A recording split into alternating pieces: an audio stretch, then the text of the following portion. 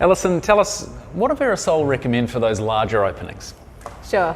We recommend the use of motors in window treatments, and simply because on a large opening you just don't want to have cords, wands or any child safety issues or distractions from the aesthetics in a product that's hanging over a large opening. Of course. So motors will remove that. Yeah. You have a beautiful seamless installation and you'll have no cords in the window. So what's in your hand and what are we looking at here? Sure. So this is our ambience motorized roller blind, and we've used a Somfy Sinesse motor. So it's a super quiet motor and it's designed to be not heard. So we can operate this with the touch of a button.